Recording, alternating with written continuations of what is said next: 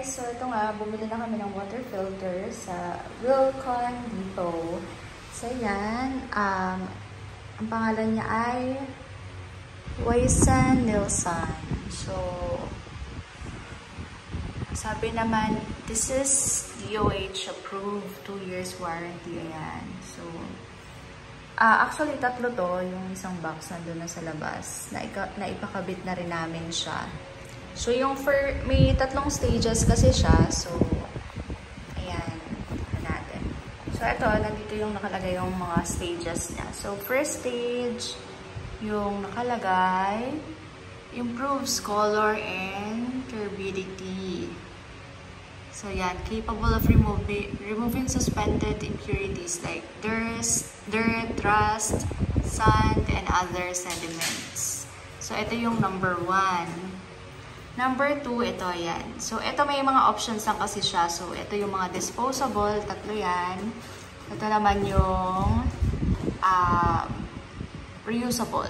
Pwede mo siyang hugasan. Pero, yung usage niya, medyo mas tatagal lang. So, ito yung recommended na sa disposable is 3 months. Yung reusable, pwede siya hanggang 6 months. Basta lilinisin lang. Hanggat hindi pa raw nasisira yung filter niya. Then, second stage, ito siya. So, improves color and turbidity, capable of removing suspended impurities like chlorine, dirt, sand, sediments, some heavy metals, and other chemicals. Remove unwanted smell or odor. Improve water taste. Perfect for deep well water. So, yan. Ayan. Yung dalawang to, same lang yan ang purpose. And then, yung last stage, ito na yung parang charcoal daw yung loob. Parang charcoal. So, capable of removing suspended impurities like chlorine, dirt, sand, sediments, some heavy metals, and other chemicals. Removes unwanted smell and odor. Improve water taste. So, yung last stage, mostly sa pagtanggal ng mga kakaibang lasa or amoy, ganyan. So, yun yung purpose niya. And then, ayan. So, napa-install na natin. Ayan, meron siyang installation guide. So, much better kung yung, ayan, pa-install nyo na lang sa mga tubero para alam nila kung paano din.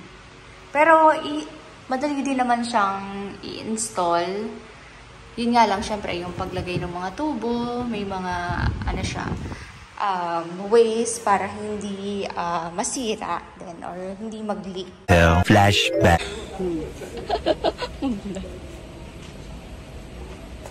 Siguro kinakabit niya na yung mga takip. Dugtong niya. Mga pala kami sa Wilcon. Sana may libre.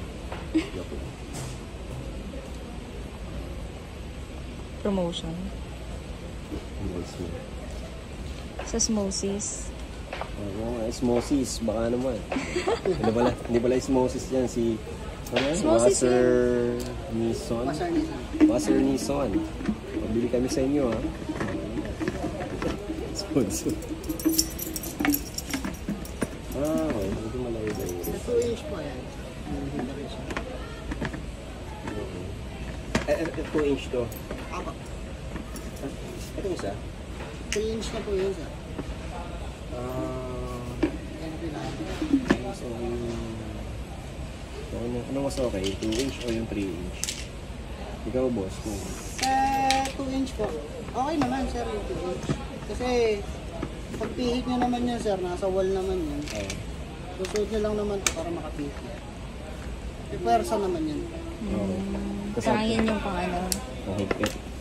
Pang-luwag higpit, okay. Tapos, yung... Pag dun yung ano? Ay, marami parang ganyan mo.